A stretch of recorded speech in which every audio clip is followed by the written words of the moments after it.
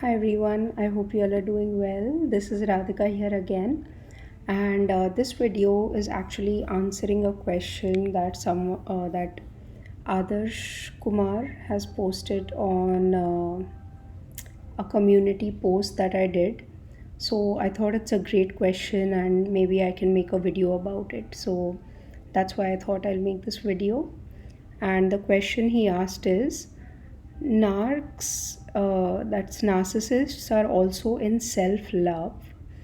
Please clear difference between a narcissistic person's self love and an empath's self love. So I think it's a great question because a lot of people who are like either NPD or are just narcissist, they have narcissistic traits, they also seem to be in self love.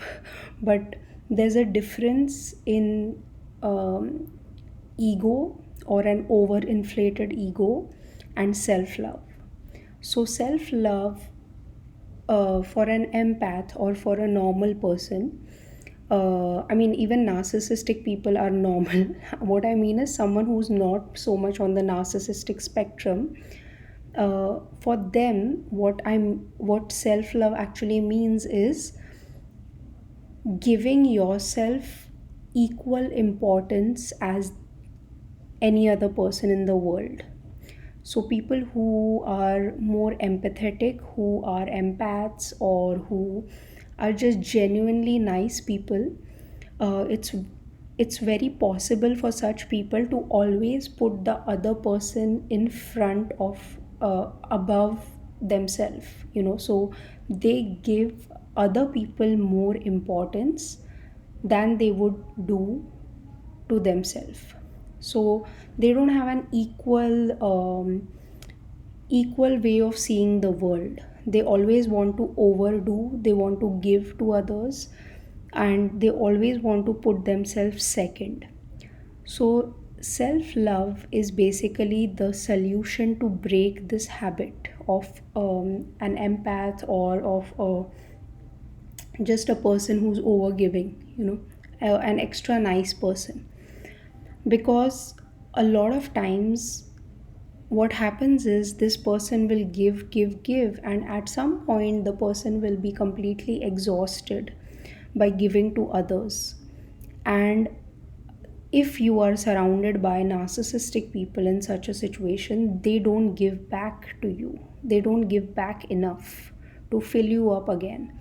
And in that case you become exhausted because you have given so much and you haven't gotten back, maybe in the way that you needed love to be given back to you. So this can cause like a burnout, and that's why it's important to always have this in mind, to always keep in mind to first fill yourself up and then help other people if you have the means to help them. And this is also a habit that pushes people who are empathetic, who are nice, who are givers into the victim mentality, because they develop a victim mentality feeling that I always give and I never get back. So it's kind of like a bad cycle that you get yourself in when you are in a habit of always giving and never getting back. So that is self love for an empath or a normal person who is not on the narcissistic spectrum. So, what that means is basically first you take care of yourself, and that includes different things like nutrition, sleep, give yourself mental breaks, physical breaks. Stay away from people who are taking away peace from your life, who are not adding good things to your life. Cut them off, put some boundaries in place, go minimal contact, no contact, gray rock. All of these are different tools that you can use so that you create a safe environment for yourself to live in, to thrive in, to prosper in. And make this like your safe haven, and always take care of your safe haven because this is your responsibility. And if you are an adult who's watching this, you have complete right to say who comes in your space, who does not come in your space. Most countries have laws for this, so you can definitely use help whenever you need it. And so this is like a right that all of us have, and all of us should exercise, especially if you are in a bad situation where you are being taken advantage of, or you are not able to live your life the way you want to. So that is empath self love. So what is a narcissistic person's self love?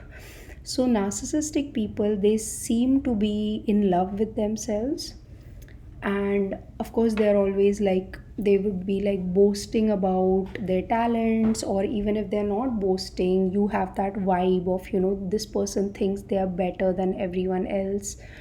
They could be an overtly narcissistic person, a covertly narcissistic person, or different types, like an intellectually narcissistic person, or um, a spiritually narcissistic person, etc. Different categories. So they do appear to be in love with themselves, but actually all their acts of feeling superior to someone, or all their acts of feeling better than someone, although it might appear that they are in love with themselves, it's actually quite the opposite. They are not in love with themselves, they are extremely insecure, and they are just trying to show the world that they are secure by acting a certain way. So, a person who's extremely confident and secure in themselves does not have to prove it to the world. They don't have to show it to the world. When they know, they just know, and they carry a vibe about them. They carry an energy of being extremely self-assured, self-content, self-reliant. They don't need they don't need a whole room to bow down to them to feel like, okay, I am in charge here, I am in control here. It's a The way narcissistic people try to do self love is they try everyone else to feel what they want to feel inside, but they are not able to. So it's a very twisted way of self love. Okay, so they are being selfish is not self love. Okay, there is a difference between being selfish or being boastful or being prideful and self love. That's not what self love means. Self love only means that you think you are equal to everyone else, and first you satisfy your own needs, and then when you have the capacity, you help someone else. In the narcissistic person's case, self love is like, you say I am great, or I have to prove to you that I am great, and then I feel I am great. So the all the energy the narcissistic person gets is from the outside. So they want to see the adoration for them in other person's eyes. They want to see respect for them in other person's eyes, because they are not able to see the light that they themselves are. And so they fall into this dysfunctional cycle of trying to get it from the outside, which is never going to satisfy them, and ultimately it's going to, basically they are going to reach a conclusion somewhere that what they are doing has been quite futile, and they have to turn inwards to get it from within themselves. So that's a narcissistic person's self love. So if you are in this process of loving yourself, and maybe you do not understand that, am I doing this for me, or, I mean, if you are not sure the act that you're doing, is it an act of self love or is it selfish? Okay, so I can give you a hack. So say you are painting a picture. Okay, you're doing a painting. If you are always thinking in your mind while doing the painting, say you're doing it to relax or you're doing it for creativity, etc., while doing the painting, if all your thoughts are about where will I post it? Should I post it on Instagram or should I post it on Facebook? Or I just want to finish this painting and show it to my friends group or family group or whatever on WhatsApp. So basically, this kind of tells you that you are still looking for validation of your talent from outside. Okay, and I'm not saying you never share your work with other people, you do that. But if you see these thoughts in your head where you are concerned about what so and so thinks about me or what so and so feels about me, then that is not, then you are not going on the path of self love. When you are on the path of self love, your only thought is that, is this something that is adding to me right now?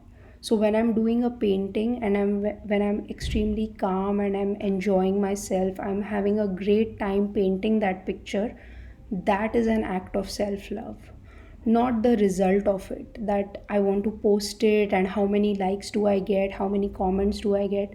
That's not self love. You are again falling into the loop of how a narcissistic person might find their worth, which is from the outside world. So I think that's a great hack to think about. If you are doing something and if you actually question yourself, am I doing this for me, or am I doing this for so and so, whoever that person is, or for just general people, or just for the image that I have in the world, in the social media world, or in the YouTube world, or whatever world you want to show your picture on. So that is a good indicator that you are not doing this for yourself. So the best thing is that whenever you do something of self love, you actually ask yourself, am I feeling good doing this, and am I doing this for me? So that is how you realize that now slowly you are becoming your own validator. You will reach a point later where you will not need anyone else to like you, to like yourself, or you won't need anyone else to love you, to love yourself, because you will have enough love for yourself.